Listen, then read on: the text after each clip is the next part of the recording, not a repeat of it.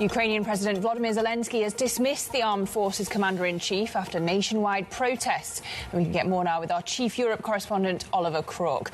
Ollie, just for our international audience, give us the significance of this change of personnel. Does it show Zelenskyy's weakness on some level, that he's bowing to pressure from protesters?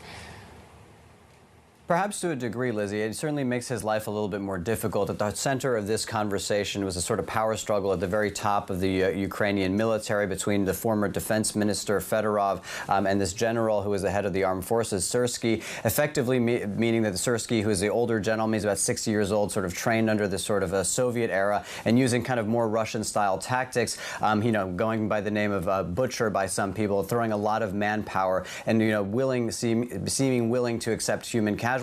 He sort of won out on that power struggle, and there was a huge protest and an upswell within Ukraine objecting to this, and that he basically had that the defense minister, who's about 35 years old and who was really pioneering the sort of drone warfare that has been the lifeline for both the Ukrainian military, but also the new Ukrainian nation. It shows that, yes, Zelenskyy, it makes his life more difficult. He has to sort of respond to this, but it also shows a leader of Ukraine at a time when, democratic norms are suspended because this is a nation at war, is still very responsive to the Ukrainian population, to their demands, to what they want to see happen. And it shows in the Ukrainian population that it's still very engaged in the very tactics and the very nitty-gritty of how they're going about the war. It's not the first time Zelenskyy had to bow to public pressure. You'll remember last year there were mass protests because Zelenskyy effectively tried to take greater control over the sort of anti-corruption investigations that were going in Ukraine. You had a massive upswell of protests, but then again, you saw Zelenskyy sort of capitulate and bend to the will of the Ukrainian population. So listen, it depends. Obviously, it makes his life a little bit more difficult,